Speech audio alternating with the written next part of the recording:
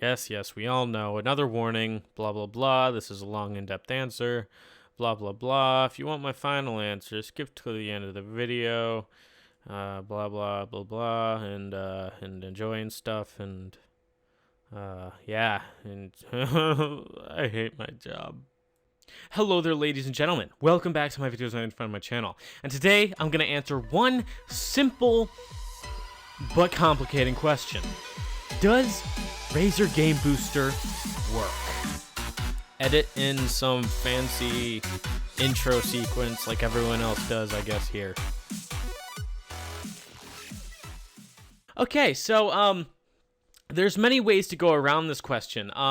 It's a very general question, and it really has to be put into depth to really get what you're trying to ask. Now, I'm going to answer every version of this question I possibly can. So, let's do that. So, the first version of the question is, does it give you more FPS? Now, this is one of the simplest answers I can give you, is no. It will not give you more FPS. Now, that's really all personal.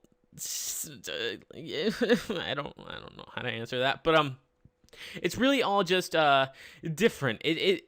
It can really vary upon different things, but generally it won't give you more FPS. Now, it really depends if you have a very processor intense program open, like if you randomly have Sony Vegas Pro 12 open in the background as you play games, and you use Razer Game Booster, it will boost that because it will close the program, and why would you have that open at the same time? But yeah, it's it generally won't. Now, it can if you have, like I said, very processor or GFX intense. GFX, what the hell am I talking about? Graphic intense programs, but most likely you will not. So most likely it won't help you get FPS. So another version of this question is, does it make your game smoother? Now, this is one of the more in-depth questions I'm going to go into because it's a yes. And this is all from personal opinion. Sometimes I've heard it doesn't help you at all, but some people don't really go in-depth on these things and actually see what it does for you. And personally, if you have more of a low RAM amount, then it will give you more, it will smooth out your games. But even if you have like more than 8 gigabytes, like I actually have 8 gigabytes of RAM, it still does, which is usually over the minimum for most games, is it does still boost the feel of the game. It does make it feel smoother. Now, I've been playing a lot of Terra, a free-to-play MMO. Thank you, Sean.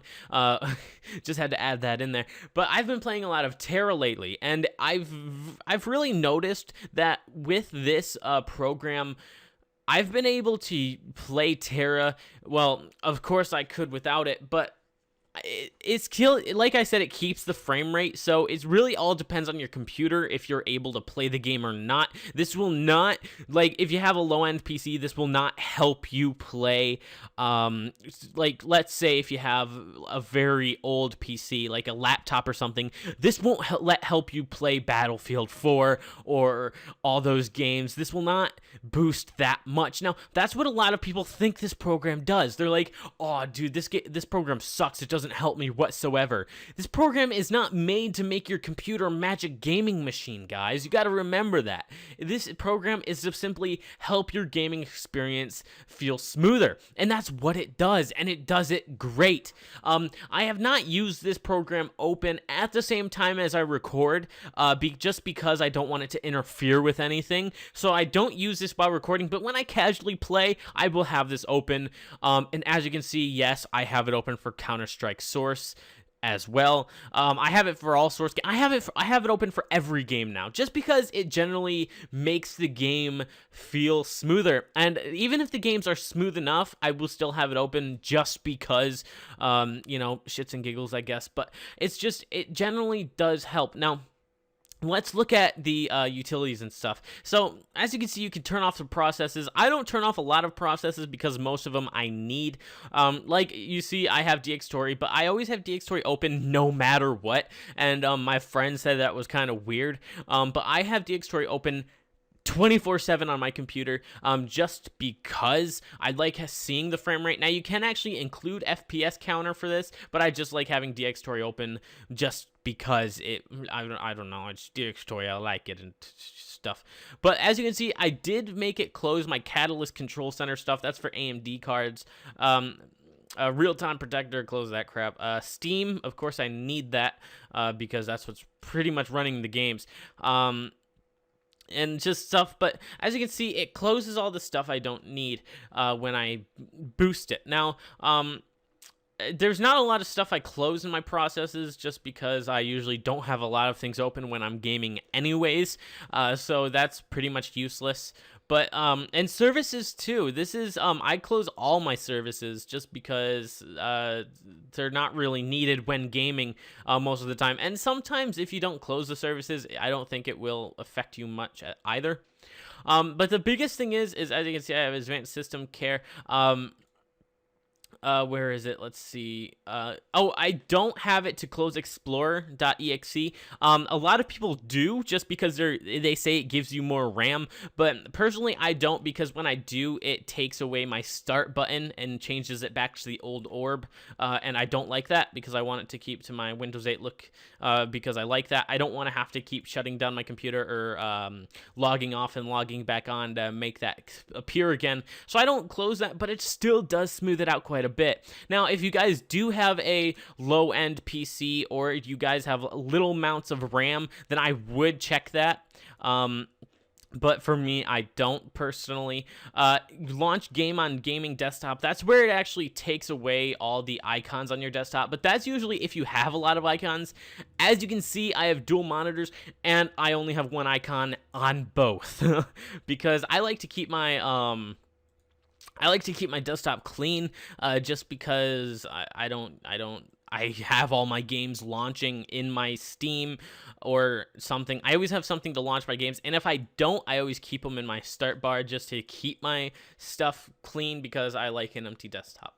That's just my personal opinion. I actually might delete the recycle bin soon, or I might add it to here, because I just want an empty desktop. That's how I like it. But a lot of people will have the whole thing, the whole desktop completely covered in icons. So you want to launch in game desktop. That'll take away the icons, and that will give you a little bit more RAM, as well as you can clear RAM. So it optimizes your memory usage itself, and it does clear the clipboard for problems, or you can change your power settings to high performance and all that. It does all the little nifty stuff where most people would make you go through the steps to do all this, where Game Booster automatically does it right when you boost a game, which is nice.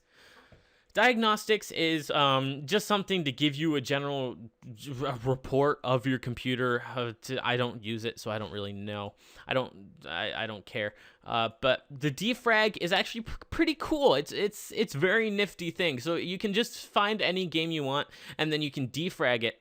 And what this does is it goes through the game files itself and defrags the game. So I generally don't know how it will help perform in your game, but it does defrag. Now, the problem is if it's a bigger game, you might want to defrag it, where Terra is it's a 35 gigabyte game. So you might it did defrag some stuff. And that sometimes it'll say there's no zero defragged files after, but generally this did defrag some, which is kind of cool. So as you can see, it does somehow help your game. I'm not 100% sure, but that's a nifty little thing. Drivers, it does actually help you keep your drivers up to date. And generally, I don't use the this upgrade drivers thing here. I use mine in advanced system care, because I think it generally works better and it has helped me in the past. Sync saved games, I don't use this, as you can see. You have to log in and stuff, but I generally do not use this. Oh, that's not my email, by the way. That's my old email, so if you try to email that, then That's not mine, but not anymore. I don't use it. I use it for all the spam stuff I can get. But so as you can see, yeah, it's pretty cool. It does help and all that. But like I said, those are the two main questions I'm gonna really cover. Is the first one, does it give you more FPS? The answer is no, it does not give you any more FPS than you get already in game. So if you guys get like 25 FPS in game, it generally will not help you with that, but it will make the game feel smoother. So if you're playing a game at a lower FPS, it does make the game feel like you do have a little bit more FPS than you do, and that's always nice because it makes the game feel smoother even at a low FPS, which is really nice. Personally, I've never tried on a lower FPS game. I don't really have a game that I can't play with under like 40. I think Terra will sometimes in a high populated area will drop down to 30, but generally it still feels smooth with this running, which is always nice because I want the feel of it to be a little bit better. But yeah, so thank you guys for watching. I hope I helped. If you guys really want to know if I recommend this program, I definitely would. If you're a casual gamer and you just want something to make your games feel smoother, it will help with 60 FPS games and stuff like that. It just generally feels like if you turn VSync off, it feels like this never turned it off, I guess, at times. But yeah, so thank you guys for watching. Please hit subscribe. Sorry for the longer video. I just really wanted to give you guys an in-depth feel on what I think of this program, and I generally would recommend it. Thank you guys for watching, and see you guys next time on the next episode or video of what I make next. See you guys later.